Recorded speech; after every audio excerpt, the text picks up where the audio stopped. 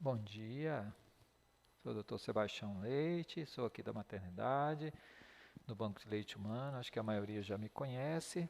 Sou na maternidade desde o início dela e vou dar continuidade às gravações para capacitação no curso de manejo clínico da lactação, que essa pandemia fez com que nós tivéssemos que mudar um pouco o formato das aulas, né? Vou trabalhar hoje com vocês um tema super importante, que é entender a fisiologia e a anatomia, né? Quais os hormônios envolvidos na lactação, né? Eu espero que a gente possa contribuir um pouco para o entendimento de como é essa produção de leite, o que acontece com a mulher no seu início, né? Então vamos começar.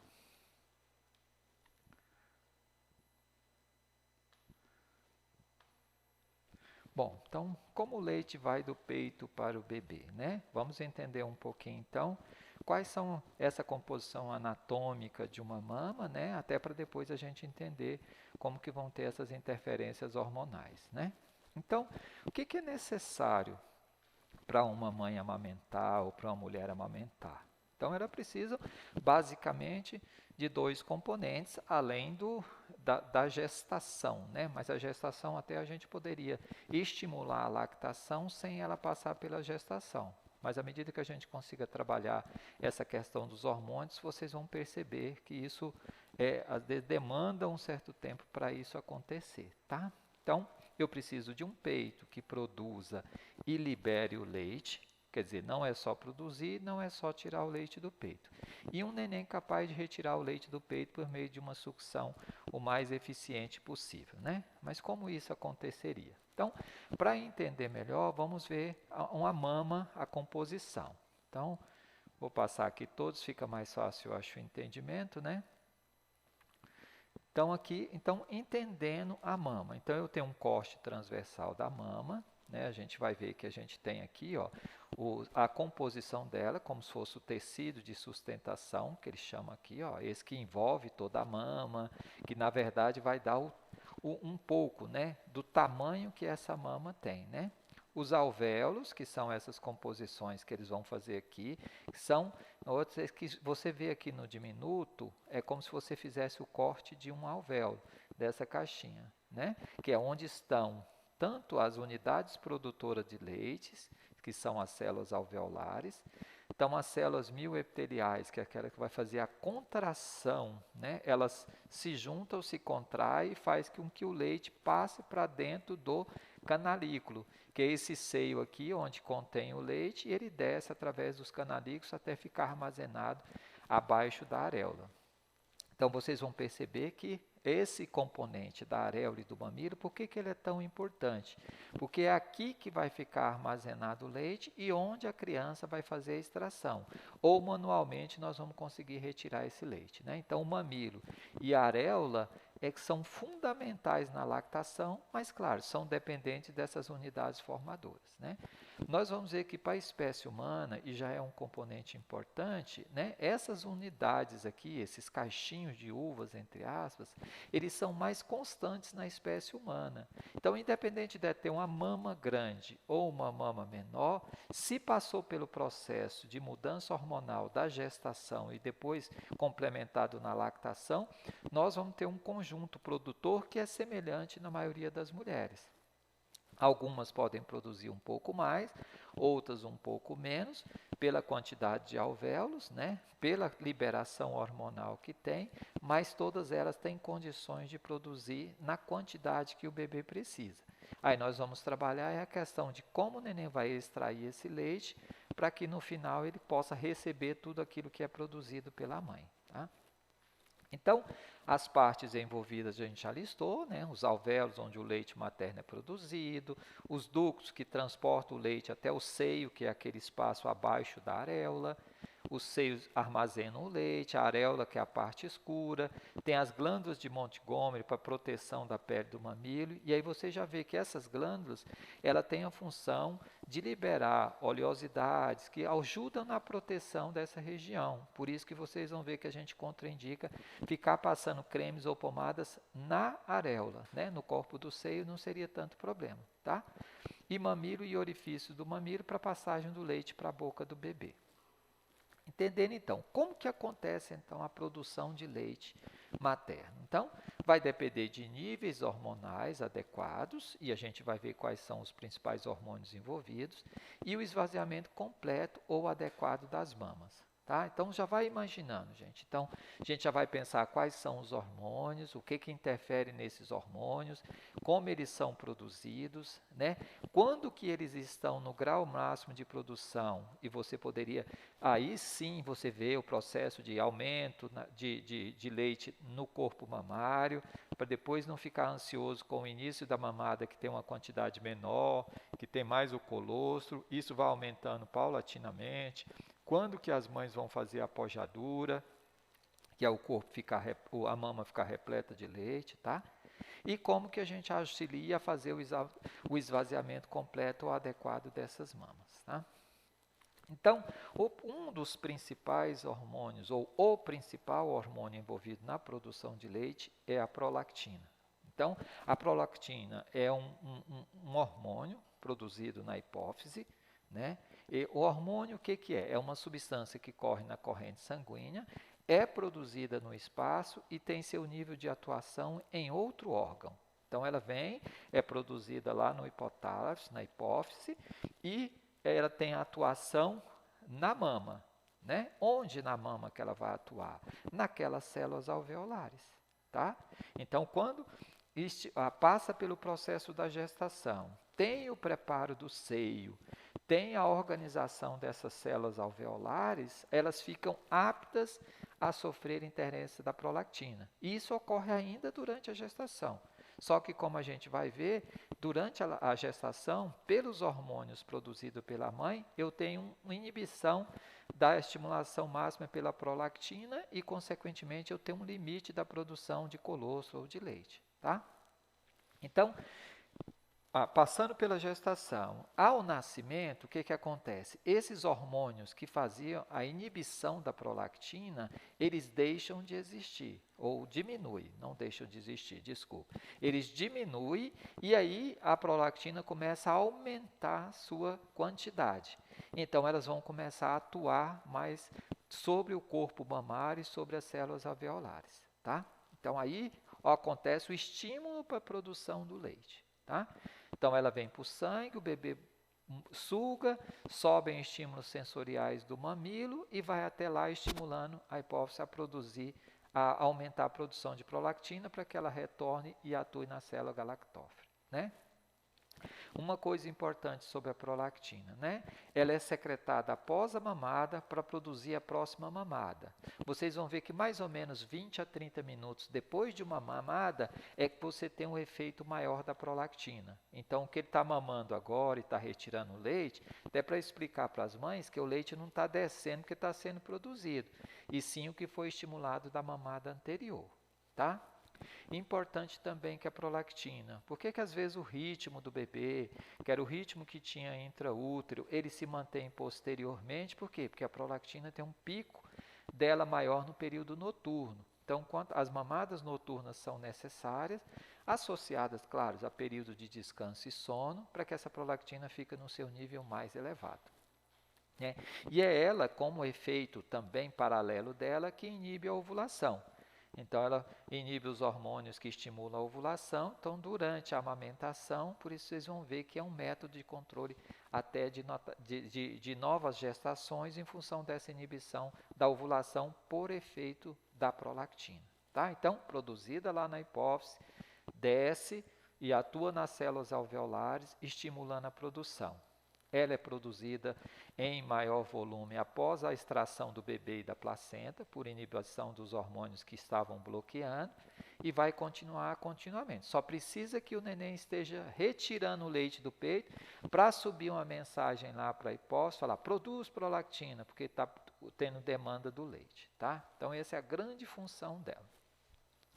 Então, o reflexo da produção de leite ou o reflexo da prolactina faz os alvéolos produzirem leite, faz a mãe sentir-se relaxada e confortável, para vocês verem outros fatores que estão envolvidos e que são associados à prolactina, né?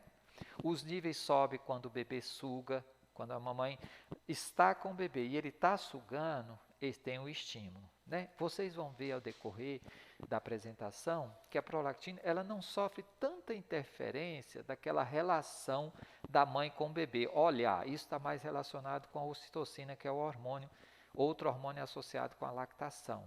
Tá? Mas o conjunto todo tem que funcionar harmonicamente, senão esses níveis vão começar a diminuir. Tá?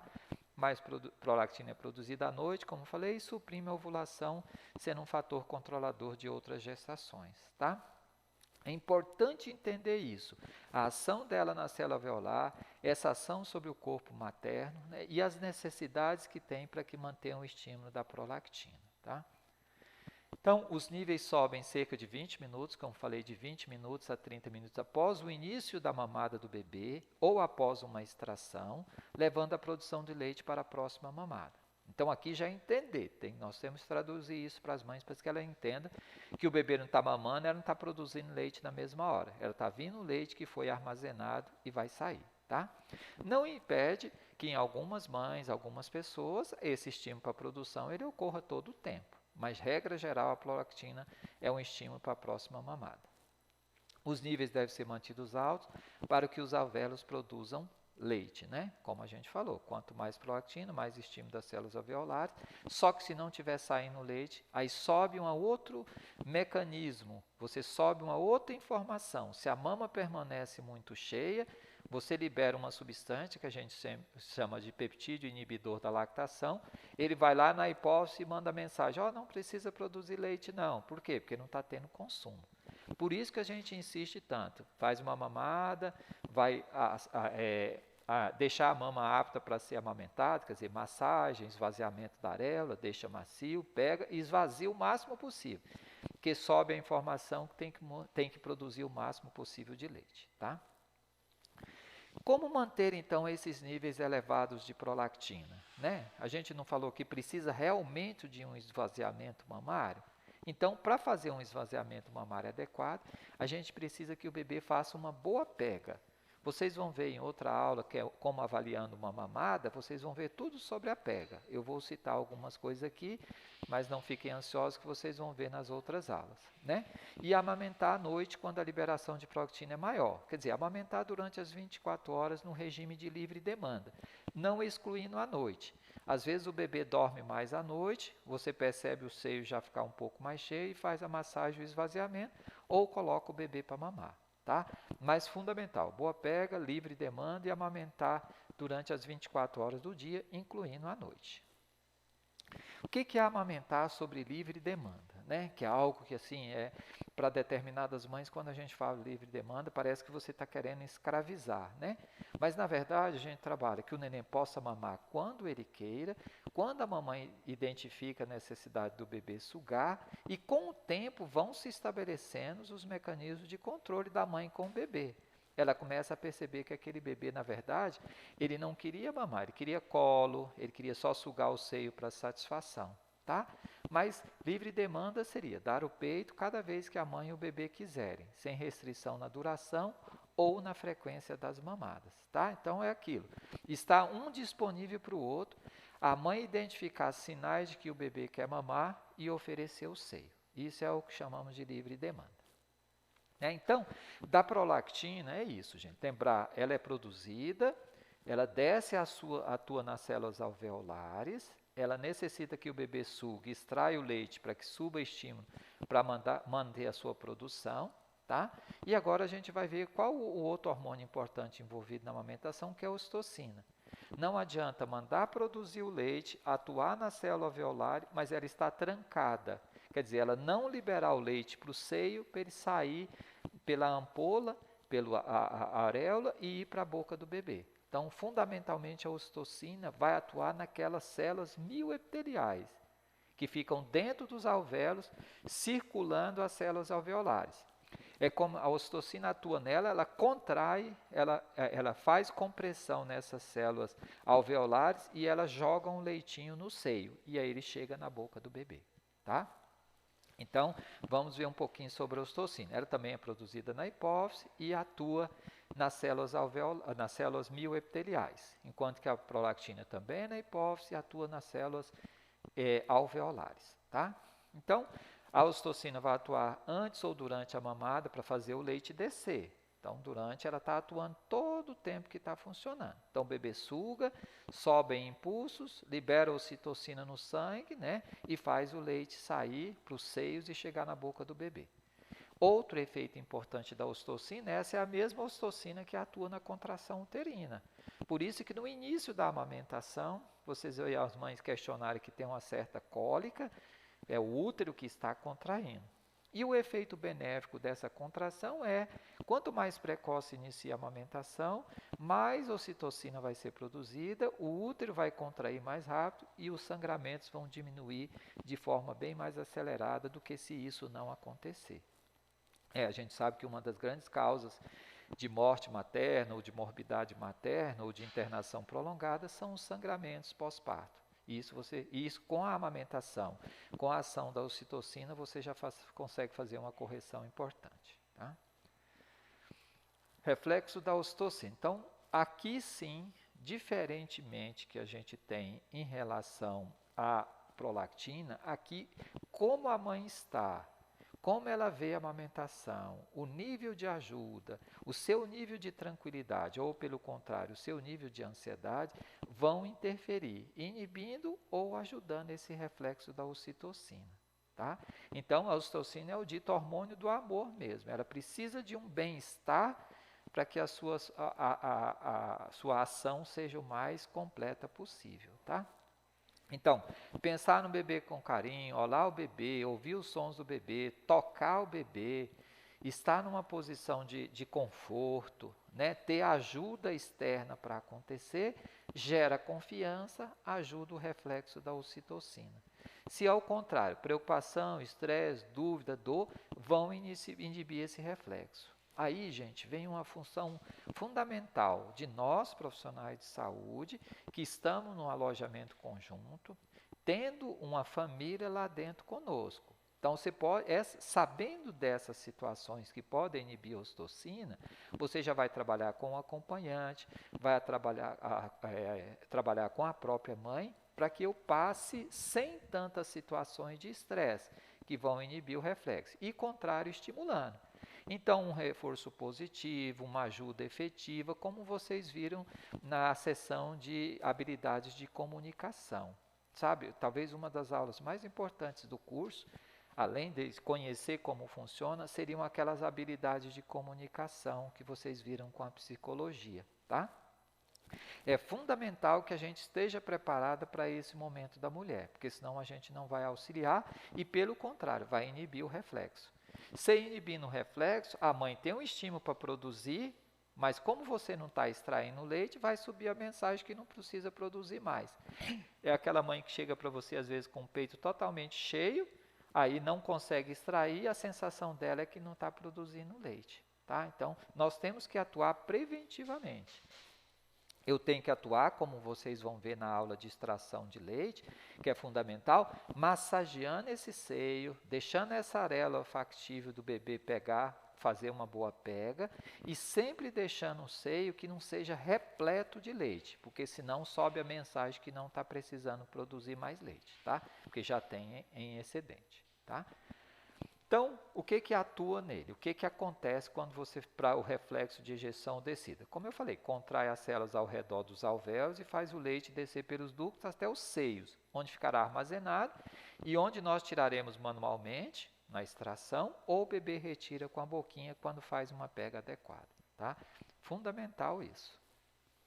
Ele atua também, como que você vê se tem a ação da ocitocina, né? Contrações uterinas ou sede repentina, vazamento de leite quando pensa ou ouve sons do bebê, pressão ou sensação de formigamento ou fisgada nas mamas antes ou durante uma mamada, sucções lentas e profundas seguidas de deglutição. São coisas que dependem, e por isso que o curso chama manejo, sabe? Você tem que estar perto para ver. E o conhecimento que essas sessões traz é para que a gente, quando estiver lá na prática, eu possa imaginar, gente, como que eu sei que a ocitocina está funcionando? Eu estou ouvindo o bebê engolir, então eu estou ouvindo o sonzinho dele deglutir, sabe? Essa pressão ou sensação de formigamento ou fisgada na mama, sabe? Você percebe nitidamente o bebê mudar o padrão, É como de repente ele começa a ver como se fosse deglutindo esse leite. Ou então ela começa a mamar ou pensar no bebê, o peito começa a vazar. Tá? São todos sinais de que a ocitocina está funcionando de forma extremamente eficaz. Tá? Então isso é fundamental, gente. Eu sei que às vezes a gente tem tanta coisa para fazer quando vai num quarto, mas isso tem que estar na mente da gente. Você não precisa nem falar, você vai observando e depois você pode dar uma informação relevante, como vocês viram na habilidade. Para isso você tem que estar percebendo, né? Se tanto a prolactina como a ocitocina estão funcionando, tá? O que pode auxiliar na liberação, então? Aqui todos aqueles fatores que estavam à minha esquerda quando a gente leu.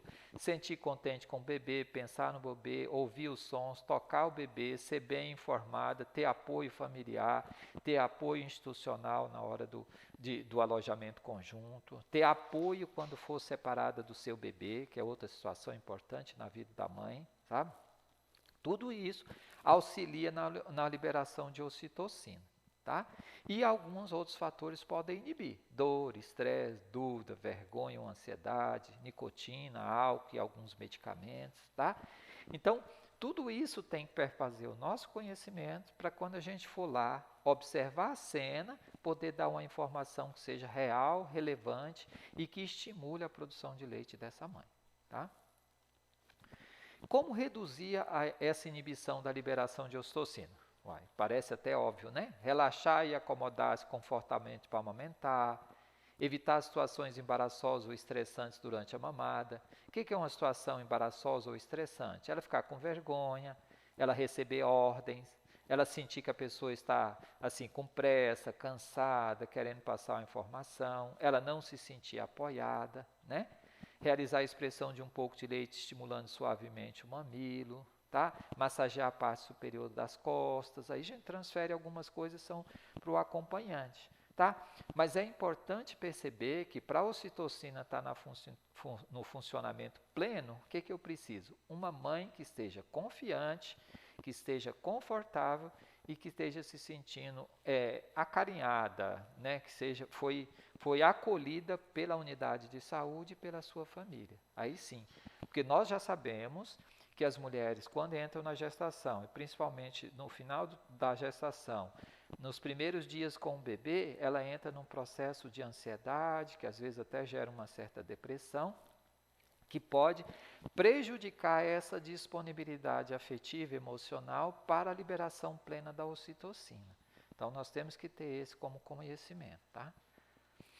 E, como eu falei, se você fica com o seio cheio demais, né, permanecer cheio de leite, a secreção é interrompida. Né? É ótimo que a mãe encha o peito de leite, mas aquilo tem que ter um fluxo de esvazia, enche, porque senão a memória que tem é de que se está cheio o peito a maior parte do tempo, eu não preciso produzir muito leite, então sobe a mensagem. Por isso que você nos vê sempre faz, hora vai massageando, sentiu que o peito está enchendo, vai coloca o bebê para mamar, ou então esvazia um pouco, para manter esse estímulo no nível máximo possível, tá? Então, aqui parece que a dopamina é que funciona como o peptídeo inibidor da lactação, tá? Diferentemente durante a gravidez, que a produção de leite, a secreção de leite, a saída do leite é interrompida, por quê? Porque esse fator, lá dentro da gestação, ele acontece através dos hormônios produzidos pela placenta, tá? Mas então, por isso que é importante não deixar o peito permanecer muito cheio, tá? Então, vocês vão ver isso posteriormente na extração, mas vamos rever um pouquinho aqui como que a gente pode fazer que o bebê retire o leite de forma eficiente do peito, né? Por exemplo, como o bebê faz para mamar? Como conseguir uma boa pega? Eu vou passar de forma um pouco mais rápida, porque vocês vão ver isso na sessão de avaliando uma mamada, tá? Observar 3 pontos importantes. Já respeitando o que nós vemos, com o conhecimento dos hormônios envolvidos. Posicionamento do bebê, a pega do bebê ao seio e os reflexos do bebê demonstrando que estão retirando o leite ou que quer amamentar, tá? Vamos seguir cada um deles. Posicionamento do bebê, o que é importante?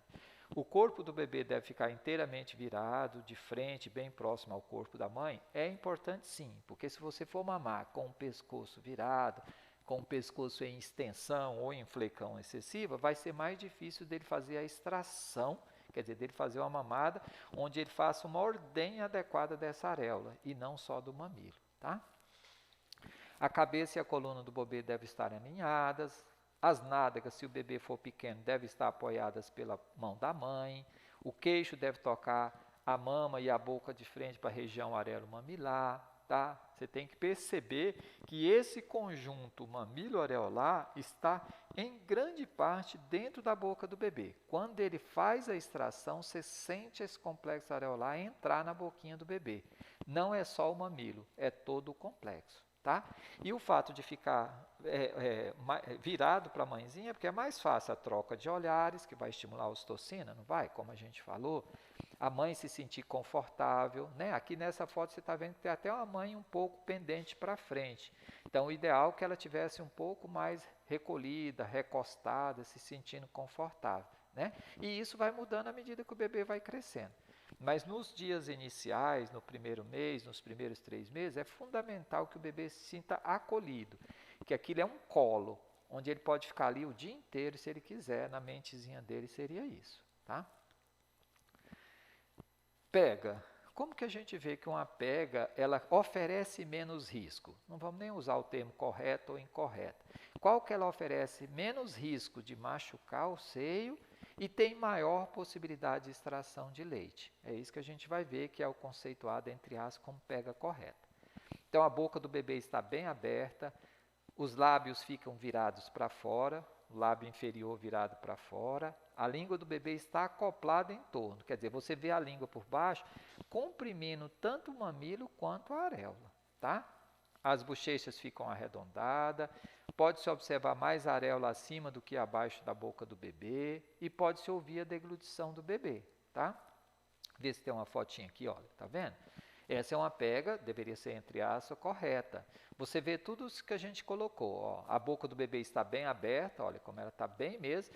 Toda essa parte escura que vocês estão vendo é a areola, então grande parte dela está dentro da boca do bebê.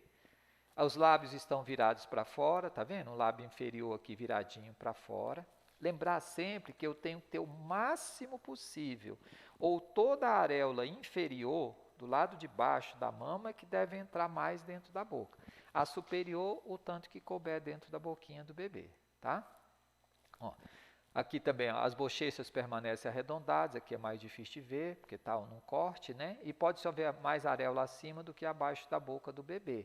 Então, vai sobrar, se sobrar, a areola do lado de cima e não do lado de baixo. Está totalmente dentro da boquinha do bebê, como vocês podem ver aqui, está praticamente toda ela dentro da boquinha. Tá? E pode-se ouvir a deglutição do bebê. Aqui a gente não vai ver porque não tem o som, não daria para a gente perceber. E olhando aqui, você vê, ó, quando você está visualizando o seio, percebe que esse que tem um mamilo, mas também tem a areola que está entrando na boca do bebê. Tá? Onde você está vendo aqui de preto é o mamilo. Aqui já é parte da areola. Está vendo os seios aqui embaixo, que ficam abaixo da areola? Então, essa é quando a pega aconteceu de forma eficaz, tá? Então, isso nós temos que visualizar e ter muito cuidado, gente, quando você for fazer o manejo disso. Desde o início, da primeira mamada, se você já faz esse encontro do bebê em relação ao colo materno e o seio, então ele começa a fazer isso de forma eficaz. Tá? Se ele não consegue fazer com toda a nossa ajuda, nós vamos visualizando. Ah, é um neném que tem uma boca pequena, tem uma areola grande. Ah, é um bebê que tem um freno. Ah, é um bebê que tem alguma dificuldade mesmo de movimentação da língua. Aí nós vamos fazendo essas avaliações. Tá? Importante para fazer uma pega correta, você conhecer esses reflexos do bebê. Ó. Reflexo de busca e apreensão, você toca aqui, o bebê começa a abrir a boca. Ó. Quando algo toca o lábio, o bebê abre a boca, põe a língua para baixo e para fora. É como se ele fosse fazer a língua por baixo assim do seio, né? E tentar comprimir, que o bebê não suga o peito, ele comprime o mamilo e a areola lá no palato duro, lá no céu da boca. Fazendo isso, ele comprime aquele seio e o leite jorra lá na boquinha, tá? Então, a gente vai fazendo. Reflexo de sucção, quando alguma coisa toca o palato, o bebê suga. Por isso que, às vezes, quando a mãe tem um mamilo um pouco reduzido, o mamilo não consegue tocar aqui no palato, então o bebê não veda. Aí você tem que fazer uma projeção de areola para que esse bebê consiga sentir e executar o reflexo de sucção, tá? Então, a mãe aprende a posicionar o bebê e o bebê aprende a abocanhar o seio, tá? Então, reflexo de busca, reflexo de sucção e o reflexo de deglutição. Quando a boca está cheia de leite, o bebê engole. Por isso que às vezes vocês vão ver quando a boca está muito cheia de leite, você escuta o som da deglutição e às vezes o bebê até solta um pouco o peito para poder coordenar, porque às vezes o fluxo é tão intenso que ele não consegue deglutir e respirar. Então, às vezes, ele fica até sufocadinho, é quando aquele bebê larga o seio, às vezes, com um pulinho e tossindo, como se tivesse cheio de leite na boca, correndo o risco do engasgo, tá? Então, esses 3 reflexos são fundamentais para vocês verem, tá? Então, o movimento de ondulação da língua, pressiona o mamilo, ó, vocês vão ver aqui, ó, essa é a ondulação, tá vendo a setinha aqui? Então, a seta mostra o movimento de ondulação da língua do bebê de sua ponta para trás, tá? Então, é como, aqui é a língua do bebê. Então, a língua vem até a areola, comprime e faz essa contração para cá. Aí volta, enche o seio de novo, ela vai, comprime e ele vem para cá. Então, essa ondulação da língua do bebê de sua ponta para trás, tá? Que é uma sucção dita eficiente. A pressão joga o leite para fora dos ductos e para dentro da boca. Como eu falei, não é sucção, é compressão. A pressão da língua comprimindo contra o palato duro, mamilo e areola. Quando a boca fica cheia de leite, o bebê deglute, tá? E tudo isso, a gente observando a cena, vendo o que a mãe consegue fazer, reforçando positivamente, a gente vai fazendo as correções que precisa, né? Sempre evitando as ordens, os julgamentos e dando uma ajuda efetiva. Porque aí a mulher se sente segura para fazer quando ela não está, quando não tem outras ajudas. Porque uma das grandes dificuldades da mãe é ter certeza de que o que ela está fazendo está correto, tá certo? E está sendo eficaz. Ó, sucção eficiente, como a gente viu, mecanismo de língua, né? E sinais de que isso não vai bem. Olha só essa posição da foto. Deixa eu mostrar aquela outra para vocês lembrarem. Aqui, ó, tá vendo? Essas em cima aqui, ó. Tá vendo que todo esse complexo, ou grande parte dele, está dentro da boquinha. Já nessa aqui, ó, vocês vão ver, ó, que só mais ou menos a pontinha do peito e não o complexo areolar está dentro da boca, né? Então, o queixo não toca o seio, está bem distante, a boca não está bem aberta, é como se fosse dar uma bicota. O lábio inferior está apontando para frente, né? O lábio inferior aqui, ó, ele está para cá e não boquinha de peixe para baixo. Vê grande quantidade de areola abaixo da boquinha que está fora da boca, né? Nota esforço das bochechas, como se você visse as covinhas do lado, tá? E pode-se ouvir estalidos agudos durante a mamada, que são os beijinhos, são as bicotas, tá? Então, é bem diferente, você consegue perceber de imediato. Às vezes, a demanda disso é simplesmente você fazer um rearranjo do jeito de segurar, do conforto que a mãe tem. Outras vezes, tem outro manejo que é necessário, tá? Tem nenéns que já chegam com isso estabelecido. Foi feita uma mamada de forma incorreta, a mãe já tem um seio dolorido e o bebê já está acostumado a sugar de uma forma. Aí, às vezes, você vai demandar um pouco mais de manejo para corrigir. Mas entendendo essa fisiologia, essa importância da posição, da pega e os reflexos existentes, você consegue dar vazão a essa dúvida que a mãe tem, tá? Então, estabeleceu-se isso, né? Aí nós vamos discutir uma coisa que é importante, e na maternidade a gente não usa, além do bico materno, a gente desaconselha a chupeta, é até proibido, e o uso de mamadeiras então é totalmente proibido, né? Mas a gente tem começado a ver que essa confusão de bicos, ela começa a acontecer também quando você tem que complementar no copinho, na sonda ou em outro veículo. Tá? Então, nós temos que imaginar se todas as vezes que a gente tem, quando for fazer uma complementação de leite, no caso nosso no copinho, tem que ser acompanhado de trabalhar a boca do bebê, como que ele faria a ordenha, tem que trabalhar a posição de oferecer esse leitinho, para que o bebê não perceba que ele tem outra via de receber que não o seio materno, tá? Claro que se for numa mamadeira ou usando um bico, vai ser muito mais, o risco de confusão é maior do que se você usar o copinho, tá? Mas, após sugar um bico artificial, o bebê pode ter dificuldade de fazer uma boa pega, ele vai fazer aquela boquinha mais estreita, né, como se fosse uma pega incorreta, fazer pressão negativa com as bochechas, confiar que o leite sai por ação da gravidade, né? É como se o bebê estivesse sugando mesmo e não comprimindo aqui no palato. E colocar a língua na região posterior da boca. É como se o bico da mamadeira ou o bico da chuca ou a chupeta, ela empurra a língua lá para trás, que é a região posterior da boca. Então ela não avança, passa por debaixo do mamilo e da areola e comprime. Ela faz é empurrar. Aí ela começa a só tocar o mamilo e vem aquelas dores que eu acho que, infelizmente, é do conhecimento de todos nós, né? Por um risco de isso nem ter estabelecido de forma eficaz, tá? Aqui tem alguns casos, eu vou deixar para vocês, né? Para vocês, para relembrar, se tivesse presencialmente a gente faria, né? Mas dá para vocês tentarem fazer em casa para ver como que isso acontece, tá? Então, gente, era um pouco disso, era para a gente entender esse mecanismo hormonal que a gente tem, né? Sendo importante demais vocês estarem atentos a esses reflexos, a forma de pega, tá? Ter na mente a importância desses hormônios, de ter estímulo para produção, para esvaziamento do seio, para que esse mecanismo hormonal de ocitocina e prolactina, ele possa acontecer do jeito que a gente imagina que tem que ser. Tá? Então, ficar bem atento a isso. E no manejo, nas aulas práticas que nós teremos, nós vamos tentar mostrar para vocês isso, visualizando no indivíduo, se isso já está acontecendo de forma correta. Tá? Então, eu agradeço demais por vocês, quem está aí do outro lado, que vai receber o vídeo, que são todos profissionais.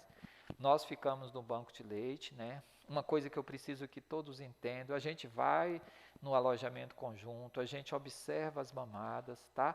Mas todos nós somos responsáveis por não deixar um peito ficar muito cheio, todos nós somos responsáveis por observar as primeiras mamadas, observar um seio que é mais difícil do bebê pegar e fazer o manejo adequado.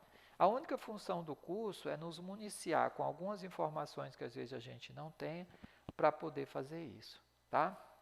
Então eu espero ter atendido um pouquinho da informação que era necessário desse tema, né? Virão outros, a gente vai discutir a baixa produção de leite, outras situações, né? Uma tendência grande que a gente tem de querer que o bebê já absorva grande volume de leite no início da amamentação, e a gente sabe que não é assim.